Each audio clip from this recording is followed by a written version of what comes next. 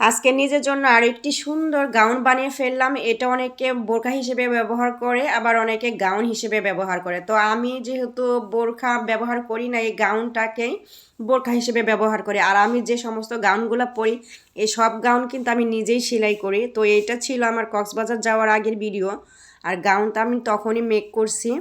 তো সেটার ভিডিওটা আজকে আমি পোস্ট করতেছি। তো সম্পূর্ণ ভিডিও দেখার অনুরোধ রইল, আশা করি ভিডিওটা ভালো লাগবে। সো হ্যালো এভরিওয়ান, আসসালামু আলাইকুম। অনামিকা অনার্স ডায়েরি থেকে আমি অনামিকা চলে আসছি সুন্দর আরও একটি ভিডিও নিয়ে। তো এই গাউনটা বানানোর জন্য আমি কিন্তু এইখানে 3 গজ কাপড় নিছি। তো এখানে যদি আমি 3 গজ কিংবা 3.5 গজ কাপড় নিতাম, তাহলে গাউনটা আমার আরও অনেক বেশি সুন্দর হইতো। মানে হাতের কাছে যে কুচি কুচি ফ্লপি, এই জিনিসটা আরও বেশি হইতো। কিন্তু আমার আসলে মানে ভুল হয়ে গেছে, এখানে কাপড়টা আমি একটু কম পরিমাণে নিছি, যেহেতু নিজেই সেলাই করব, একটু কাপড়ের দামটাও অনেক বেশি এজন্য। তো এই কাপড়টা আমি নিছি হচ্ছে ডাবল জর্জেটের মধ্যে, আর এটা কিন্তু পানা হচ্ছে 56 ইঞ্চি। এর জন্য আমি মনে করলাম হয়তো 3.5 গজে হবে। এর আগে আমি 3 গজ দিয়ে বানাইছি, বাট কিছু কাপড় বাড়তি ছিল, এর জন্য ভাবলাম তাহলে একটু কম নিয়ে নিই, এর জন্য 3.5 গজ আনা। তো এখানে প্রথমে কিন্তু বডি পার্ট কাইটে নিতেছি। এখানে বডি মানে হাতার যে কাপড়টা কাটছি, তার পাশে যে কাপড়টা ছিল সেই কাপড়টা থেকে আমি বডি পার্ট কাটে নিতেছি। আর সমস্যা হচ্ছিল কি জানেন, যেহেতু কাপড়টা আমি কম নিছি, হাতায় আর একটু বেশি হলে তো ভালোই হতো। সামনের যে পার্ট ছিল সেখানে আমি একটু জোড়া দিছি, কাপড়টা একটু শর্টই হয়েছিল। মানে আমি তো জোড়া দেব এ ধরনের কাপড়ও ছিল না, মানে একদম কোনো কাপড়ই ফালানো যায় না। পরে কালার ম্যাচিং করে এক কালারের একটা কাপড় ছিল, সেই কাপড়টা আমি এইখানে একটু ডিজাইন করে জোড়া দিয়ে সেলাই করে নিছি। এটা আসলে ডিজাইনও হয়েছে আর আমার কাজও হয়ে গেছে। তো নেক্সট টাইম কিনলে অবশ্যই 3 গজ কিনতে হবে, তাহলে আমি আর একটু ডিজাইন করতে পারবো। হাতার কাছে যে কুচি কুচিটা ওইটা আর একটু বেশি হবে।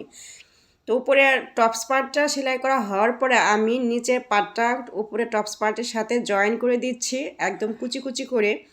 তো এর আগে আমি যখনই মানে পেটের মধ্যে যে কুচিটা দেই, সেটা হচ্ছে সেলাই দিয়ে কুচি করে পরে সুতাটা টান দিয়ে একদম ছোট ছোট কুচি পরে যেটা সেটা দিতাম। বাট আজকে আমি এটা একদম মানে কুচি কুচি নিজে হাতে ফালিয়ে তারপর কুচি দিছে, এই যে দেখতে পারতেছেন। আর যখন এই সুতা টান দিয়ে যে কুচিটা বসে, ওটা কিন্তু একদম ঘন ঘন ছোট ছোট কুচি হয়। তো ভাবলাম সবসময় তো ওইটাই করি, তাহলে আজকে এটা করি। আর এই যে হাতাটা আমি সেলাই করে নিছি, হাতার পাশে এরকম মানে কুচি কুচি একটু ফ্লপি হয়ে থাকবে। যদি আরও বেশি কাপড় দিতাম তাহলে আরও বেশি ফ্লপি হয়ে থাকতো, আরও সুন্দর লাগতো। তো এখানে আমি হাতাটা লং রাখবো হচ্ছে 20 ইঞ্চি, আর আমি কাপড়টা নিয়েছিলাম লংয়ে 25। যদি 30 নিতাম আরও বেশি সুন্দর হইতো। তো যাই হোক, আজকে আমার ঠান্ডা লাগছে, এর জন্য ভয়েসটা কেমন জানি লাগছে, এটা একটু ইগনোর করবেন আপনারা। তো এরপরে হচ্ছে আমার যেহেতু ডাবল জর্জেট, এটা যদি ওভারলক না করা যায় তাহলে কিন্তু সুতা উঠে যাবে। এর জন্য ওভারলক করার জন্য আমি আমার যে আরেকটা মেশিন আছে সেটাতে বসে গেছি, আর এটাতে আমি 2-3 বার সেলাই দিয়ে ওভারলক করে নিই।